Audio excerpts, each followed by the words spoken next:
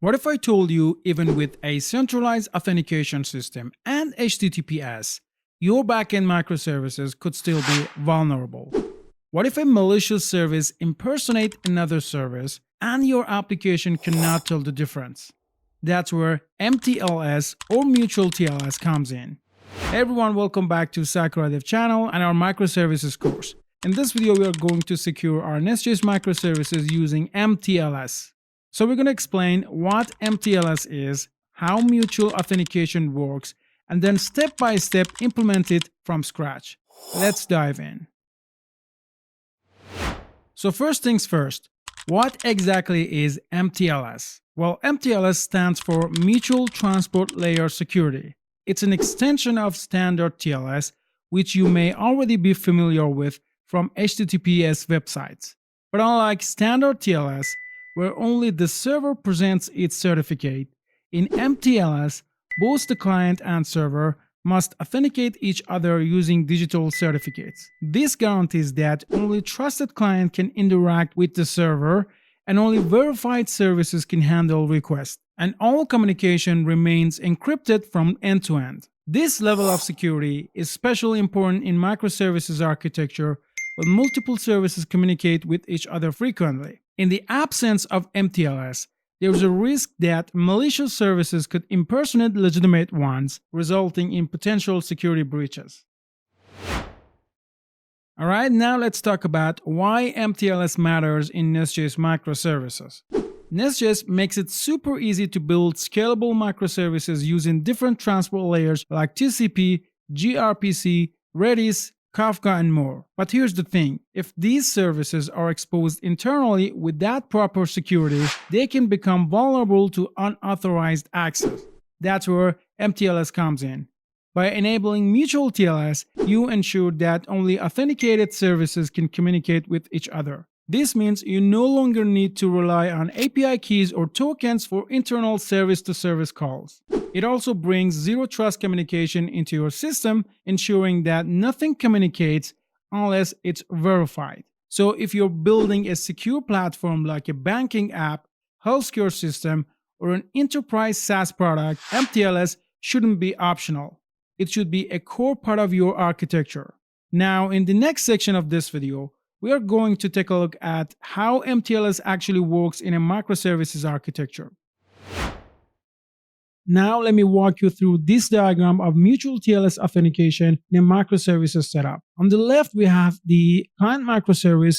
It includes a TLS stack, which has two key components. A client private key. This is actually the secret key. It should never be shared, and it is used to prove the client identity. Next, we have a client certificate, which is the public part, and that is shared during the handshake to prove who the client is. On the right, we have the server microservice, and just like the client, it also has the server private key and also server certificate. In the middle, we have the certificate authority, or CA. This is actually a trusted third party that signs and issues these certificates. So now let's take a look at certificate generation workflow. So first, the client and server each generate their own private key. Then they use these private keys to generate a certificate signing request or a CSR file. They send that CSR to the CA and say, hey, can you sign this and give me a valid certificate? And then the CA signs the request and issues a client certificate and also a server certificate. Both of these certificates are signed with the CA root certificate. So now both parties trust the same root, and that is the secret to establishing a mutual trust. And after these steps, when the client app connects to the server app, the connection is encrypted via TLS. But unlike the one-way TLS, here both sides must present their certificates. The server verifies the client certificates, and then the client verifies the server certificates. Both client and server do this using the same CA root certificate. So if both verification pass, then we have a fully trusted connection. Thus, this workflow ensures that only authorized microservices can talk to each other, and even if someone sniffs the traffic or tries to spoof one service without a valid certificate from CA, they get rejected immediately. So this is the diagram of mTLS authentication. And now in the next section, first we're going to create these certificates and private keys using OpenSSL. And then in the next step, we're going to configure our NestJS microservices to use these certificates for creating a trusted and secure communication between each other. Right, I open up the monorepo of 3 NestJS microservices, the API gateway, the auth service, and also the user service. This is actually the project of the previous episode in which we have implemented a central auth service. So let me get back to the diagram of this microservice architecture. All right. Let's say the client app wants to call an endpoint of the user service. So first it calls an endpoint of the API gateway microservice. Then the API gateway microservice tries to authenticate the user. It extracts the token from the header of the request and send it to the centralized auth service to verify the token. If the token is valid, the auth service returns the user data back to the API gateway, and then API gateway forward the request to the user service. So the user service knows that each request from the API gateway is an authenticated request. But the problem is that how user service should trust the API gateway. I mean, how user service makes sure that it is responding to a request from the authentic API gateway here, not a fake service that impersonates the API gateway. So this is the problem that we are going to solve with the mTLS here. We are going to create certificates for the API gateway, which in our scenario is now a client, and for the user service, which is now a server. After implementing mTLS here between these two services, each of these two services can trust each other, and actually they can prove to the other service who they are. All right, so let's get back and start creating the private keys and certificate. So let me first go back to the mTLS authentication diagram here. So first we are going to create the certificate authority, then we are going to create the server certificates and then client certificates, and after that we are going to apply mTLS authentication between these two services. All right, so let's get into the code. Okay, I open up the terminal and first let me create a search directory here. It will contain the private keys and certificates. So first we are going to create the private key of the certificate authority. So in order to do that, I'm going to use the OpenSSL to make sure that you have installed the OpenSSL in your machine. And then I'm going to say gen RSA, which actually says that we are going to use the RSA algorithm to create a private key. Then I'm going to say -out, which actually specified where we should save the generated private key. So it is going to be inside a file name ca.key. And let me put it inside the search directory here. So search/ca.key.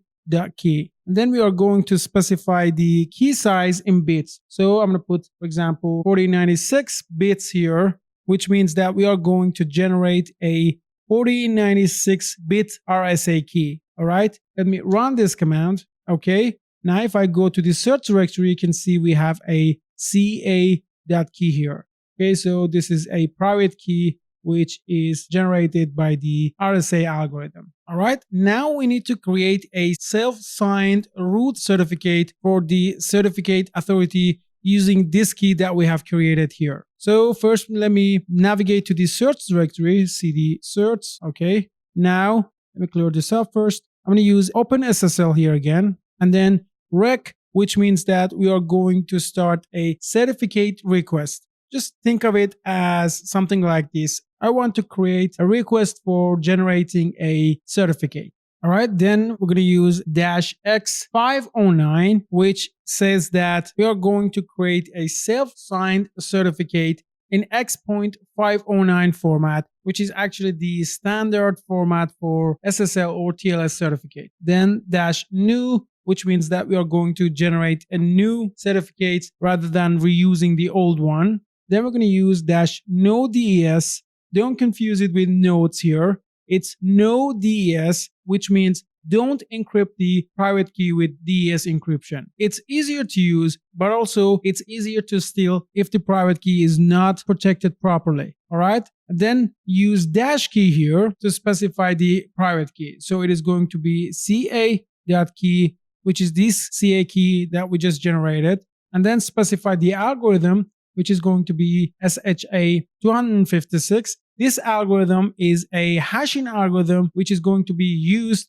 for signing the certificate. All right. Next, we need to specify the validity period of the certificate. So we're going to use dash days here. And for example, put the 365 days for 1 year. Next, we need to specify the output file. So dash out, it is going to be inside a file named CACRT, which will become our root certificate. And this file will be used to verify all other certificates issued by the certificate authority or CA. And next, we need to specify the subject DN, so dash subj. It is like name and address here for this certificate. And if we don't specify that, the OpenSSL prompt us for that. So we're going to use that to avoid the prompt. In order to set that, we need to specify some field like C for country, SC for state, O for organization, and most importantly, CN for common name. At least we must specify the CN. So I just specified the CN here. So in order to do that, I'm going to say /CN equals to, for example, a common name like my CA. Okay, you can name it whatever you want. All right, so now let's run this command for generating the CA certificate. So it actually gives us an error, and that's because here I'm using the git bash on Windows. So in order to fix this error, I'm going to just put a double slash here before the CN. If you're using a Linux terminal or PowerShell, you don't need to put the double slash before the CN. So now let's run this. And as you can see, now we have the CA.CRT, which is the CA certificate. And as I said, this will be used to verify all other certificates that created by this CA here. Now in the next section, we are going to generate the private key and certificate of the server, which is the user service here in our case. All right, so first we need to generate the server private key to speed up the process. I just paste the command here, OpenSSL gen rsa -out server.key. So this is going to be the name of the file containing the private key of the server, and then bit size, just like the previous command that we have with which we generated a key for the CA. Okay, so let's run that. You can see we have the server key. Now we need to generate a certificate signing request or CSR for the server. A CSR is what you send to the certificate authority CA here to request a signed certificate. Okay, so let me just do that. Let me clear this up. Let me paste the command here, OpenSSL rec, which means that it's a request, and -new, which says that it's a new certificate signing request. Then we need to specify the private key of the server, which is server.key, this file here, which we have just generated with the OpenSSL, and then out server.csr, which says that we want to save the CSR inside this file, and then -subj, which for specifying the common name for the server. So as you can see here, I just set the CN to localhost, which is going to be host name of the server that we are going to create a certificate for. So in the production, this localhost must be something like api.yoursite.com. It should be the actual address of your server. Okay, so let's run this. Again, we have the same error, and that's because we're using git bash here. So I put / here for the CN. And as you can see now, we have a server CSR or certificate sign request for the server. All right, now we need to sign a certificate for the server using this server.csr here. So let me paste the command here. Again, using the OpenSSL, then X509, which, as I said, the standard format for SSL or TLS certificates, and then -rec, which actually tells the OpenSSL that we are supplying a certificate signing request as input. And then we put the dash in here and specify the server.csr .csr or certificate sign request. Then we need to specify the CA certificate. So with -CA, we feed the CA.CRT, which is the certificate of the CA. Then we need to feed the CA private key. So we're going to do that with the -CA key and then the file containing the private key of the CA. And actually, this is the private key of the CA that does the actual digital signing. And that's because anyone with this CA certificate, which is the public part of the CA, can verify the signature. So we must feed the CA private key here to avoid that. Then -CA create serial, which actually tells the OpenSSL to create a serial number file for our certificate automatically. And then finally, we specify the name of the certificate file for the server with -out flag, and then specify the days and also the hashing algorithm. All right, let me run that. As you can see now, we have a certificate for the server. Now we need to do these same steps for generating the private key, CSR, and signing a certificate for the client. So let me clear this up. First, we need to generate a private key for the client. So let me navigate through the commands here. Okay, OpenSSL gen RSA out, put the name of the file, which is going to be client.key, and then specify the number of bits. Okay, next we need to generate a CSR for the client. So let me navigate through the commands here. All right.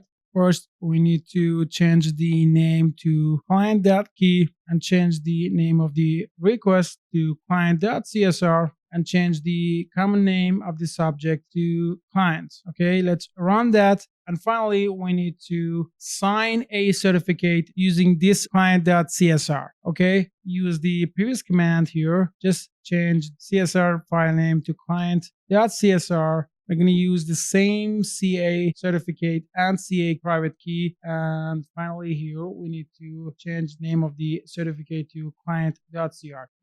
All right, now we have generated a private key and a certificate for the client. We're done with creating these certificates. And now in the next section, we are going to configure the server and the client here to use these certificates for authenticating each other.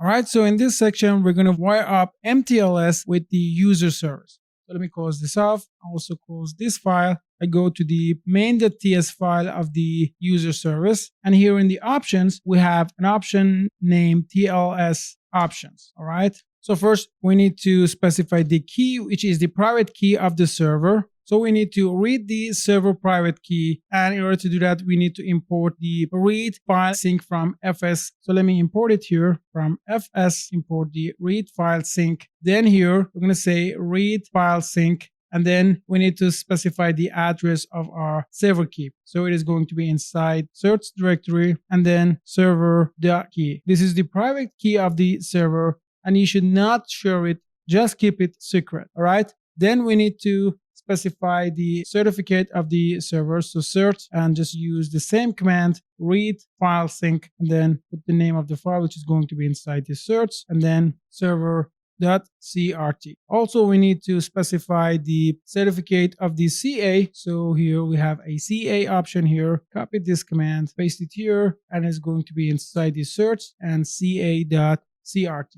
Next, we need to set a couple of options here. Request cert and set it to true. This option actually tells the server, I want to request this certificate from the client during the TLS handshake. All right. And the next option is reject unauthorized. I'm going to set it to true. This option actually tells the server, if the client doesn't present a valid certificate, reject the connection. All right. Let's save this. And now we need to include this cert directory into this directory inside the user service. So as you can see here inside the user service, we do not have any search directory. So in order to do that, we're going to use the NX features to do that. So let's do that. All right, so as I said in this section, we are going to configure the build system of the NX to include the TLS certificates in the final output directory. So I open up the nx.json here, and after the plugins file here, we're going to use the target default options. Then we're going to set the build, and then inside it, on the build option, we're going to define our asset. So in the asset, we are going to say that copy each file. That's why I just use a varchar.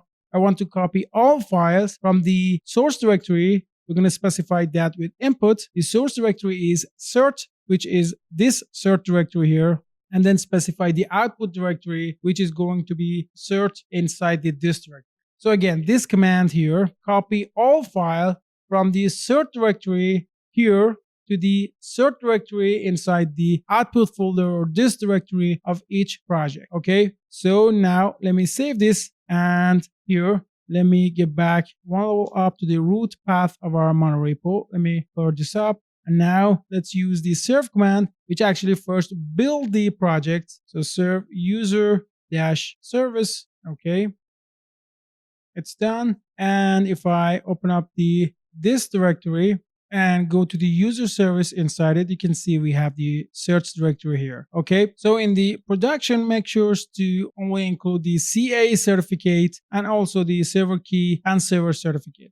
All right, now in the next section, we need to set the TLS options for the client, which in our case is the API gateway. All right, so here I copy the TLS options here from the user service and go to the API gateway and go to the app module here, where we actually register a client proxy for the user service. So in the options, we just paste TLS options, the read file sync from the FS, and here we need to change the private key name to client.key and also client.certificate. Okay, and the CA should be the same. Okay, now let's save this and go to the terminal. Let me clear this up and let's run all microservices. So nx run -many -serve. Okay, I think we just misspelled the command here. Run many. Okay, everything's fine. Now let me open up the Insomnia to test this application.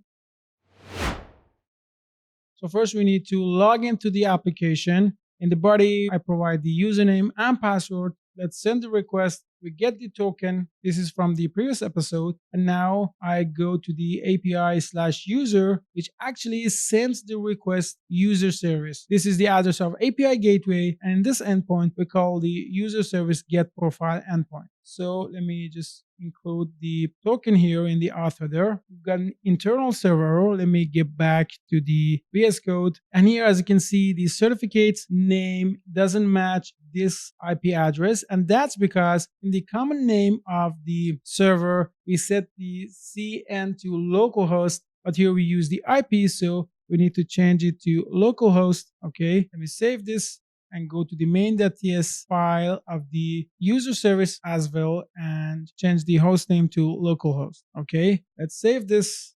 The application is running. Now let me get back to the Insomnia and send the request again. We've got another internal server. Let me get back here.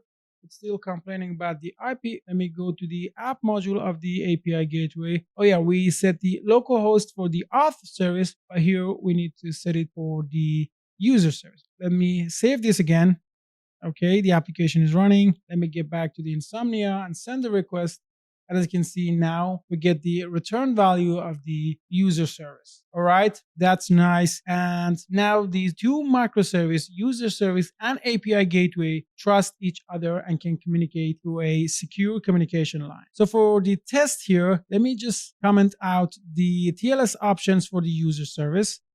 Okay, the application is running, and let me get back to the Insomnia and send the request again. As you can see, we've got the internal server. Get back here and say connection closed, which means that the server can't trust the API gateway because the API gateway doesn't actually present the certificate. So let me put them back here, save this, get back to Insomnia and send the request again. Now we can access to the user service endpoint, and these two services actually can trust each other and establish a secure communication line with the help of mTLS. So yeah, this is a really robust method for intra-service authentication.